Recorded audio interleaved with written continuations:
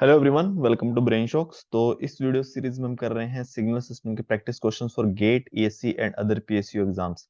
अगर आप वीडियो पहली बार देख रहे हो तो इसकी प्लेलिस्ट का लिंक आपको डिस्क्रिप्शन में मिल जाएगा। ठीक है, इसके अलावा आपको टॉपिक वाइज क्वेश्चंस की प्लेलिस्ट मिल जाएगी सिग्नल सिस्टम के प्लेलिस्ट सेक्शन में। ठीक है, जाके आप चेक कर सकते हो। और फिलहाल हम कर रहे हैं discrete time Fourier transform questions. ठीक है, और फर्स्ट क्वेश्चन है इस वीडियो का, late x1 e raised to power j omega and x2 e raised to power j omega denotes the DTFT of sequence x1 and x2 where xn is equal to 1 1 1 1 and x2 is 1 0 1 0 1 0 1 0 1। ठीक है, और हमें find करना है x2 e raised to power j omega and x1 e raised to power j2 omega। ठीक है, बस ये डायरेक्ट आई थिंक प्रॉपर्टी है। तो अगर आपको दिख रहा होगा, देखो x1n जो है x2n, देखो x2n से क्या बनेगा, x1n में हम n/2 कर दें तब वो x2n बनेगा। ठीक है, अगर x1n का अपना डिस्क्रीट टाइम फोरियर ट्रांसफॉर्म होता है x1 e raise to power j omega. ठीक है, सिमिलरली तो x1 n/2 का क्या हो जाएगा, x1 e raise to power j2 omega. ठीक है, तो बस तो इसका मतलब क्या आ जाएगा, और ये किसके इक्वल है, ये x2 n के इक्वल है।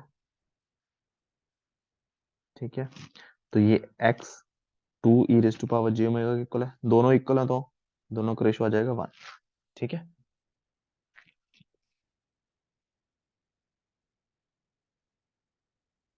Next question, discrete time Fourier transform of 2 e raise to 3 raise to power n u minus n। ठीक है, या तो इसको स्टैंडर्ड सिग्नल में कन्वर्ट कर ले। देखो u of minus n start हो रहा है जीरो से, 0 -1 -2 -3 से, बट जो हमारा स्टैंडर्ड होता है वो u ऑफ माइनस n -1 वो 1 से स्टार्ट होता है, तो उसको हम डिवाइड कर लेते हैं। तो जैसे 2 तो मैंने बाहर रखा, तो क्या मैं इसको डेल n, ठीक है, zero, n is equal to zero पे वैल्यू इसकी 1 है। ठीक है, तो इसलिए मैंने डेल n लिख दिया, प्लस 3 की power n u of -1 -n। ठीक है, तो इसको प्लॉट करके देखना, एक ही बात है। अब इसका अगर मैं फोरियर ट्रांसफॉर्म लूंगा, ठीक है, 2 तो ऐसे ही आ जाएगा, डेल n का 1 आ जाएगा, इसका आ जाएगा -1 divide by 1 -3 e raise to power minus ji omega. ठीक है, बाकी आंसर के हिसाब से देखते हैं, देखो सारी पॉजिटिव पावर्स है, चलो इसी हिसाब से सॉल्व कर लेंगे। तो इसको हम लिख देते हैं 1 -3 minus ji omega -1 divided by 1 -3 e raise to power minus ji omega. 1 1 cancel हो गया, 2 ऊपर आ जाएगा, -3 e raise to power minus ji omega divided by 1 -3। ठीक है, एक बार जब सवाल सॉल्व कर लो उसके बाद देख लो कि यहाँ किस हिसाब से आंसर बना है। देखो यहाँ पे, तो इसका मतलब हम क्या करते हैं, ऊपर नीचे डिवाइड कर देते हैं 3 e raise to power minus ji omega से, तो ऊपर -1 बचा, यहाँ पे 1/3 e raise to power g omega -1। ठीक है, तो -1 को एडजस्ट कर दो, नीचे उल्टा हो जाएगा। ठीक है, ऑप्शन ए आ जाएगा। नेक्स्ट क्वेश्चन है, a discrete time signal xn has Fourier transform e raised to power j omega is equal to this one, mod a जो है लेस देन 1 है। ठीक है, Fourier transform of x square n would be, Hmm, अब देखो इसको हम क्या करें, मोड a लेस देन 1 है। ठीक है, तो ये आ जाएगा x e raise to power j omega 1 upon, इसको हम क्या करते हैं, डिवाइड कर लेते हैं ऊपर नीचे, e raise to power minus ji omega 1 minus plus a e raise to power minus ji omega. ठीक है, इसका इनवर्स क्या आ जाएगा, देखो 1/1 plus a e raise to power j omega का सिंपल होता है ए की power n u of n, अच्छा माइनस ए की पावर एन आएगा, बट ऊपर यहाँ भी तो है e raise to power j omega, इसका मतलब n-1, यहाँ पे टाइम डिले हुआ होगा।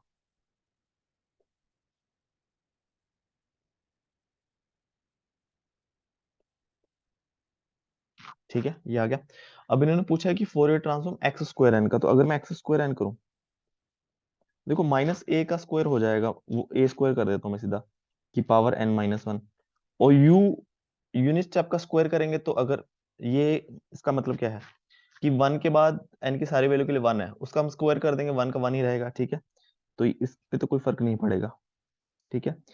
अब हम सिंपली इसका हम निकाल सकते हैं इसको, चलो x two e raise to power j omega मान लो।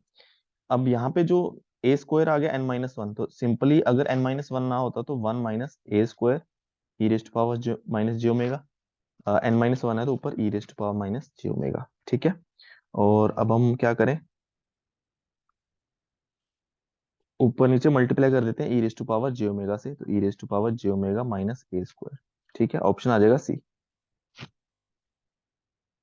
Next question, D T F T of this signal is this such that value of phase. देखो ये सिंपल है, इसको हम लिख सकते हैं टू की power n u of minus n minus one. इसका क्या होगा, minus one divided by one minus two e raise to power minus j omega, ठीक है। अब माइनस इन्होंने नीचे इस हिसाब से लिखा हुआ है, two e raise to power minus j omega minus one, तो ए की वैल्यू टू आ गई, साफ साफ दिख रही है, ठीक है।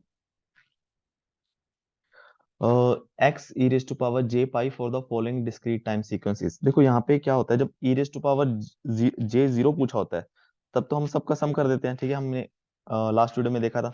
पाई हो जाएगा तो क्या होता है, देखो x e raise to power j omega किसके इक्वल आता है, summation x of n e raise to power minus j n omega, ठीक है। अब पाई कर देंगे e raise to power j, pi की वैल्यू क्या हो जाएगी, summation x of n e raise to power minus j n pi, है ना। तो e raise to power j n pi को क्या लिख सकता हूँ मैं, माइनस वन की power e raise to power j pi होता है, माइनस से प्लस माइनस वन होता है, तो power n x of n. तो इट मीन्स क्या करना है, देखो इवन वालों को ऐड कर लो, मतलब टू माइनस जीरो प्लस, यहाँ मतलब ये प्लस का साइन, यहाँ minus sign, plus sign, minus sign, plus minus plus ऐसे, ठीक है। तो हम क्या करना है, एन की वैल्यू जीरो के लिए टू है, फिर एन की वैल्यू टू के लिए माइनस वन आ जाएगा इंटू जीरो, फिर यहाँ पे प्लस ही आ जाएगा, फिर माइनस माइनस थ्री, फिर प्लस फोर, फिर माइनस वन, फिर प्लस माइनस वन, ठीक है। इस हिसाब से समझ आ गया कि या फिर इन प्लेसेस को, इनको आपस में जोड़ लो, इनको जोड़ लो, फिर माइनस कर दो, ठीक है। तो two minus zero minus one plus three plus four minus one minus one, तो टू क्या कट गया, टू इससे कट गया, और चार और तीन सात माइनस एक छः, ठीक है। बस तो मतलब जब यहाँ पे ई रेज टू पावर जीरो या पाई दिया हो तो ये इतना कुछ करने की जरूरत नहीं है, सीधा हम कर सकते हैं, ठीक है। नेक्स्ट क्वेश्चन है, two discrete time sequence x1 and x2 and DTFT x1 omega and x2 omega shown in the figure. देखो ये दिया हमें और ये दिया, फिर x1 पूछा है, तो ये तो हर जगह काम आएगा, चाहे फोरियर सीरीज हो, फोरियर ट्रांसफॉर्म हो, डिस्क्रीट हो, कंटिन्यूस हो। अब x1 जो है ये रियल एंड इवन है, ठीक है, रियल भी है इवन भी है, तो इसका मतलब x1 n भी रियल और इवन ही होगा, ठीक है। और x2 क्या ये रियल और ऑड है, ठीक है, तो x2n क्या होगा, इमेजिनरी एंड ऑड, तो ए सही हो गया यहाँ पे, ठीक है। नेक्स्ट क्वेश्चन है x1 एंड x2n क्या होगा अगर x1n sorry x1 omega and x2 omega क्या होगा अगर x1n और x2n दिया है, ठीक है। x1n क्या दिया है, ये है रियल एंड ऑड, तो x1 ओमेगा क्या आना चाहिए, इमेजिनरी एंड ऑड, ठीक है, इमेजिनरी एंड वन। और x2n है रियल एंड इवन, तो x2 ओमेगा भी रियल एंड इवन होगा, ठीक है, वन एंड फोर सही है, ठीक है। इसका फोरियर ट्रांसफॉर्म लेके भी देखना, इसका जब आप करोगे तो साइन क्या बनेगा, two J sine omega plus two J sine two omega plus two J sine three omega, तो इमेजिनरी भी आ गया ऑड भी आ गया, है ना। और इसका बनेगा कॉस वाली terms, two cos omega plus, अच्छा sorry, two cos omega plus eight cos two omega plus eighteen cos three omega, करके देखना है इसको। नेक्स्ट क्वेश्चन है D T F T of signal. देखो यहाँ पे एन आ गया, मल्टीप्लिकेशन इन टाइम डोमेन और डिफरेंशिएशन फ्रीक्वेंसी डोमेन वाली प्रॉपर्टी लगेगी। तो सिंपल देखो, 0.5 की पावर 2 है ना, तो उसको मैं 0.25 की पावर n ही लिख देता हूँ। u ऑफ n है ना, इसका फोरियर ट्रांसफॉर्म आएगा 1/(1 - 0.525 e⁻j ओमेगा। ठीक है। अब अगर n मल्टीप्लाई हो जाता है यहाँ पे, तो उधर क्या होगा, उधर होगा j इंटू इसका डिफरेंशिएशन। ठीक है, 1/(1 - 0.25 e⁻j ओमेगा। ठीक है। तो माइनस जे, इसकी पावर आगे आ जाएगी -1 और पावर हो जाएगी -2, तो नीचे आ जाएगा। ठीक है, फिर बाद में इसका डिफरेंशिएशन, तो इसका आएगा -0.25 e⁻j ओमेगा, फिर e⁻j ओमेगा का आ जाएगा -j। ठीक है, मतलब -j ओमेगा -j। अब देख लो, ये वाला माइनस इससे कैंसिल हो गया, j इंटू जे -1, तो माइनस ये भी कैंसिल हो जाएगा, मतलब टोटल 1 ही हो जाएगा मिला के।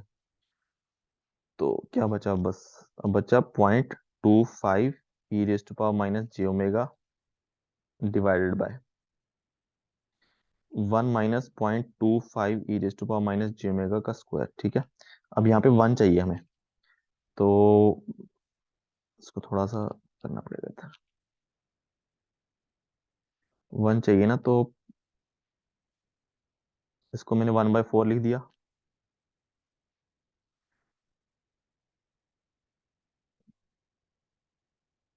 ये 4 माइनस e⁻j ओमेगा का स्क्वायर, नीचे 4 का स्क्वायर। ठीक है, ये कट जाएगा, 4 ऊपर चला गया। ठीक है, ए की वैल्यू कितनी आ गई, 4। नहीं तो अगर मतलब आई थिंक यहाँ पे मुझे ये करना चाहिए था कि यहाँ पे पहले ही मैं, हमने देख लिया ना कि यहाँ पे 1 आना चाहिए, तो मैं पहले यहाँ पे ऊपर नीचे 4 से मल्टीप्लाई कर देता, वो थोड़ा आई थिंक ज्यादा आसान हो जाता है ना, कैलकुलेशन थोड़ी सी कंपेरेटिवली। नेक्स्ट क्वेश्चन है, x e⁻j omega is discrete time Fourier transform of sequence x1 xn shown in figure A. फिर क्या बोला इन्होंने कि dt/ft ऑफ yn जो है वो इतना दिया है, ए की वैल्यू फाइंड करनी है, जो यहाँ पे दिया हुआ देखो, ए छोटा सा दिया हुआ है। ठीक है, तो सबसे पहले देखो जो yn है वो क्या किसके इक्वल है, yn एक तो xn आ गया, फिर प्लस हो गया xn को ही अगर मैं 4 से डिले कर दूं, ठीक है, दोनों का। अब इसका फोरियर ट्रांसफॉर्म एक तो आएगा x e⁻j ओमेगा, अब डिले होगा तो साथ में e⁻j4 ओमेगा मल्टीप्लाई होगा। ठीक है, तो बस यही a4 है, बस। ठीक है, प्रैक्टिस करोगे तो हो सकता है लिखना भी ना पड़े, डायरेक्ट हम लिख दें 4। नेक्स्ट क्वेश्चन है, the zero face dt/ft of sequence xn in the figure. dt/ft दिया है हमें, क्या होगा x, अगर gn का क्या होगा, xn e⁻j n π/3 है, तो देखो xn का क्या है, x e⁻j ओमेगा। ठीक है, x ऑफ n साथ में हम क्या मल्टीप्लाई कर रहे हैं, e⁻j n π/3। ठीक है, यहाँ पे -π/3 कर रहे हैं, तो यहाँ पे e⁻j ओमेगा प्लस π/3 आ जाएगा ना, मतलब हमें एडवांस कर देना है, इसी को एडवांस कर देना है π/3 से, तो देखो d आ गया। ठीक है, लास्ट क्वेश्चन है इस वीडियो का, what will the numeric value of a। अब देखो समीशन की प्रॉपर्टी है, अब ऐसा अगर आप देखोगे गेट में भी प्रीवियस आया हुआ है, बट ये दोनों तरीके से हो जाएगा, जेड ट्रांसफॉर्म भी हो जाएगा, अगर हम नॉर्मली मैथ्स का करके देखेंगे तब भी हो जाएगा, क्योंकि पेपर में हमें नहीं पता चलेगा कि हाँ भाई ये सिग्नल से क्वेश्चन आया या मैथ से आया।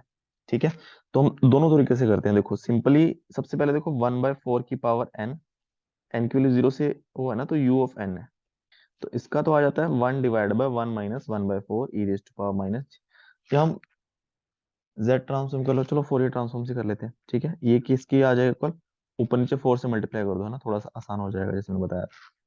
ठीक है, और अब साथ में n है। ठीक है, तो इसका j और इसका डिफरेंशिएशन, ठीक है, डायरेक्ट लिख देता हूँ, डिफरेंशिएशन कर रहा हूँ तो 4 भी बाहर आ गया,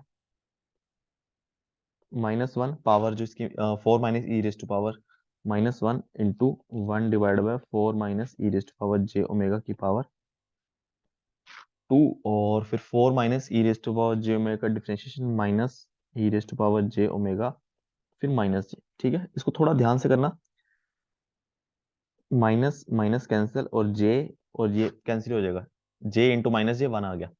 तो हमारे पास क्या आ गया, अगर डायरेक्ट आपको याद रखना है ना, मैं तो